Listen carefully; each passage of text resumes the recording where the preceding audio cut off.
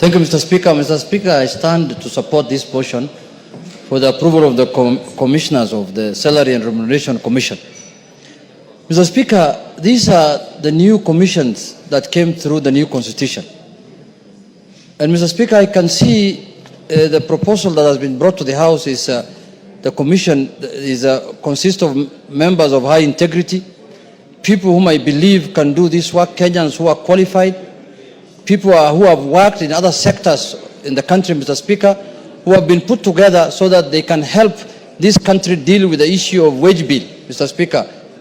But Mr. Speaker, the funny thing about this commission, and I've been here since the inception when this commission came into place, Mr. Speaker, there's a misconception that they think this commission was created purposely to fight politicians, Mr. Speaker. Somebody has misadvised them. Somebody has misguided them, Mr. Speaker. You will see, once they are approved by this House, Mr. Speaker, the first war they will start with is Parliament, Mr. Speaker.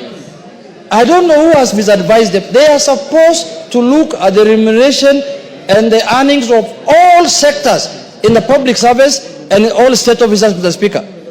Mr. Speaker, I think it is juicy, it's into the public when you deal with politicians. You know, you demonize them, you tell them they want to earn more than what they deserve, I don't know what. Mr. Speaker, this commission should start on a new slate, Mr. Speaker, and look at the issue of wage bill and remuneration of public service holistically, Mr. Speaker. One of, Mr. Speaker, the issues that they're supposed to do is to harmonize the public service wage bill, Mr. Speaker. But, Mr. Speaker, you will see, you know, at the end, when Parliament is closed in August 2027, when people are going to the election, that's when you see the Commission publishing a Gazette notice saying that the salary of a member of Parliament has been reduced to 50,000. If they want to do that, let them do it now, so that the people who want to apply for the jobs of being a member of Parliament can decide in the August 2027 whether they want to go for that job or they don't want to go for that job. Don't wait until Parliament is closed. Why should you do that mischievously? Just advertise now that this is the salary that is commensurate with a member of Parliament. Then the people who intend to contest for these positions in 2027 can make up their mind early enough. Because there are people who are leaders in the corporate sector, who are earning way above members of Parliament, who will want to come to this House. But when you issue a notice, of a Gazette notice, when Parliament is closed in August 2027, and they will have resigned in February 2027, then you'll be doing injustice to them, because they will have decided, do I stay as the managing director of a bank earning this much? I know a member from Meru here who was doing very well before he came here, Mr. Speaker. He confided in me. He told me I was earning way, I never thought this is the kind of job I was getting into, Mr. Speaker. We were in Mombasa with him for a trip. I told him, my brother, this is a call. This is a service to the public. You might not earn anything. And whatever you earn here, it belongs to the public. Whatever you earn in this house belongs to the public. You have to return it back in form of health care, in form of education, in form of bursary, in form of transport, in form of wedding expenses, in form of burial expenses. Mr. Speaker, nobody spends any money he earns in Parliament on his own family or on his own personal use, Mr. Speaker.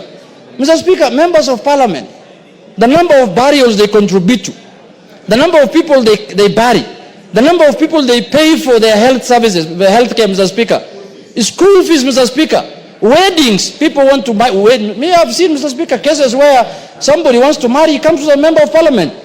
Maternity, somebody tells you, my wife has given birth, she's in the ward, I don't have money to pay for the, you have to pay, Mr. Speaker, you have no choice.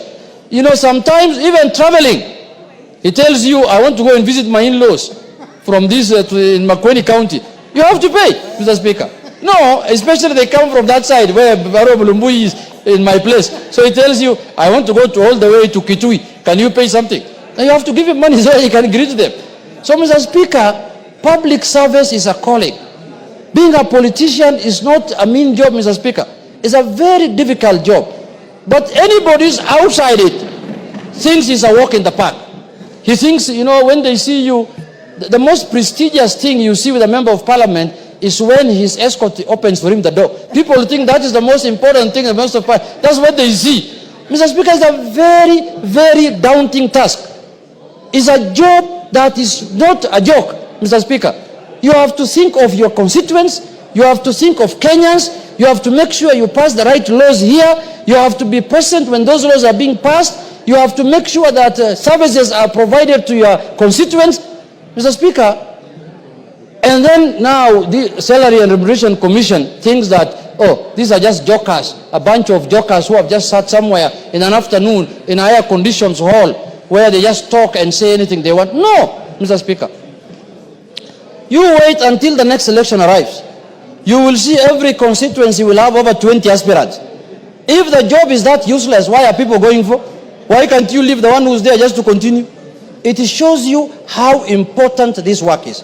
So I want to urge the Salary and Remuneration Commissioners, if they are approved by this House, to look at things holistically.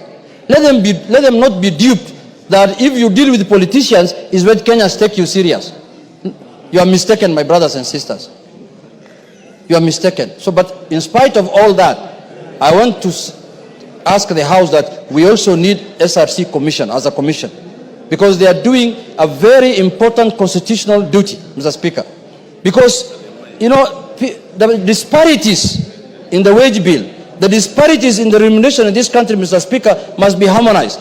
The low-cadre person must feel that he's doing a good service and is being given a good remuneration as the highest person paid, Mr. Speaker.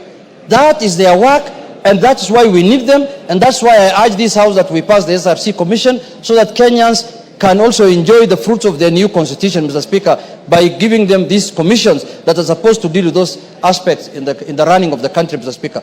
With those few remarks, Mr. Speaker, I urge the House to pass this commission so that we have a commission in place that can deal with those issues so that they can help also the executive manage the wage bill, Mr. Speaker. With those few remarks, Mr. Speaker, I support. Murugara. Thank you. Thank you very much, Mr. Speaker. The Speaker also rise to support the special motion that this House approves the appointment of the commissioners to the Salaries and Remuneration Commission. It's a very important